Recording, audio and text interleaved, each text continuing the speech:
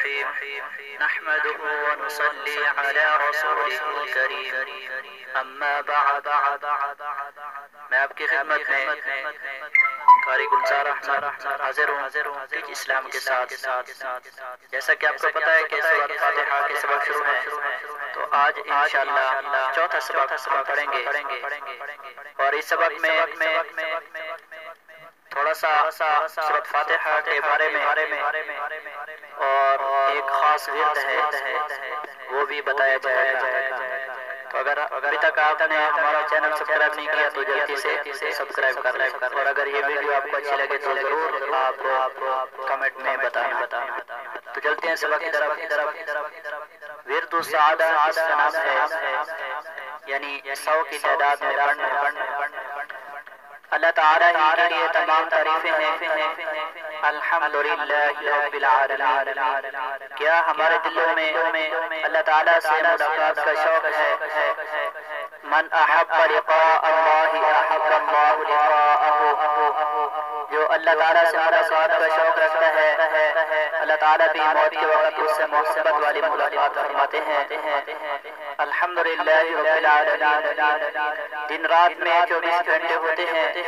ان 24 گھنٹوں میں کیا صرف ایک لمحہ بھی ہمارے دلوں میں یہ خیال آیا ہے کہ ہم نے ضرور اللہ تعالیٰ کے پاس جانا ہے؟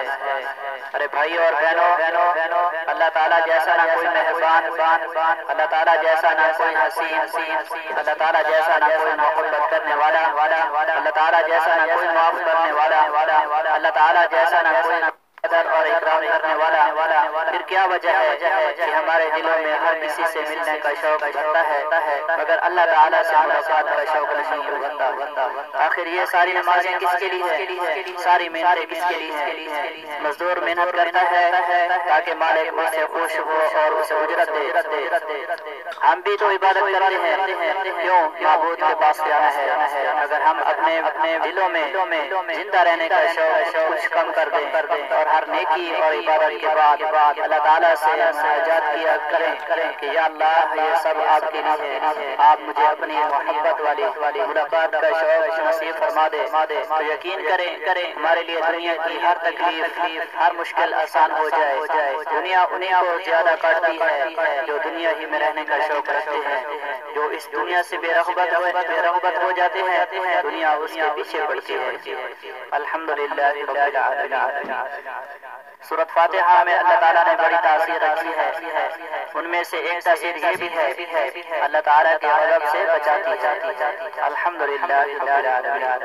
اللہ تعالیٰ کے غضب سے خوف سے ساری مخلوق تھرتھرا کر کانپتی ہے. ایک مسلمان اگر اللہ تعالیٰ کے غضب سے بچ کر اس کی رحمت میں آ جائے تو اسے اور کیا چاہیے. اس لیے بار بار آواز لگائی جا رہی ہے کہ سورۃ فاتحہ کو حاصل کر لیں، سورۃ فاتحہ کو پالیں. ورد کی طرف چلتے ہیں.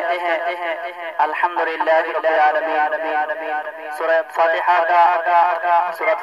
کا خاص ورد السعادہ یعنی روزانہ 100 مرتبہ سورۃ فاتحہ کو پڑھنا، جس کی ترتیب بھی اس طرح کی ہے کہ صبح کی نماز کے بعد 30 مرتبہ، ظہر کی نماز کے بعد 25 مرتبہ، عصر کی نماز کے بعد 20 مرتبہ، مغرب کی نماز کے بعد 15 دفعہ اور عشاء کی نماز کے بعد 10 مرتبہ. تو یہ ٹوٹل 100 بنتا ہے.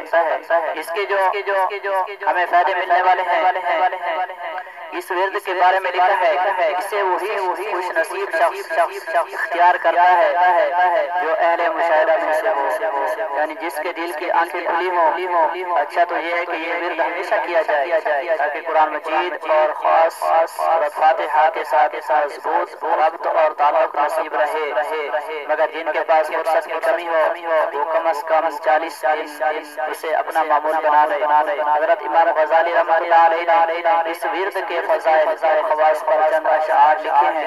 ان میں اس ورد کے جو خواص بیان فرماتے ہیں ان میں سے 10 درجے ہیں. رزق کی برکت، تمام مقاصد کا حصول، کسی سے کوئی بھی معاملہ ہو اس کا حل، حوائج کا پورا ہونا، دشمنوں اور مخالفوں کی سازشوں سے حفاظت، عزت و مرتبے مرتبے میں ترقی، روب کا نصیب ہونا، دشمنوں کا رہبر کاری ہونا، حفاظت کے پردے نصیب ہونا، توفیق اور خوشیوں کا ملنا، ہر طرح کی تنگی، فقر و فاقہ، حکام کے ظلم سے حفاظت، یہ سارے فائدے آپ کو کیسے ملیں گے؟ اسی صورت کو روزانہ 100 مرتبہ پڑھنے سے طریقہ میں نے پہلے بھی بتا دیا کہ صبح کی نماز کے بعد 30 مرتبہ، ظہر کی نماز کے بعد 25 مرتبہ، عصر کی نماز کے بعد 20 مرتبہ، مغرب کی نماز کے بعد 15 دفعہ اور عشاء کی نماز کے بعد 10 مرتبہ۔ تو دوستو یہ مشکل کام نہیں ہے، جو اوپر فائدے میں نے بتائے ہیں یہ حاصل کرنا بہت ہی آسان طریقے سے بتایا گیا ہے، یعنی سورۃ فاتحہ کو 100 مرتبہ پڑھنا۔ تو انشاءاللہ آپ عمل کریں اور ہمیں دعاؤں میں یاد رکھنا، اور ہمارے چینل کو اگر ابھی تک سبسکرائب نہیں کیا تو ضرور کریں اور اس ویڈیو کو ضرور شیئر کریں تاکہ دوسرے لوگوں کو بھی اس سے فائدہ ہو۔ والسلام۔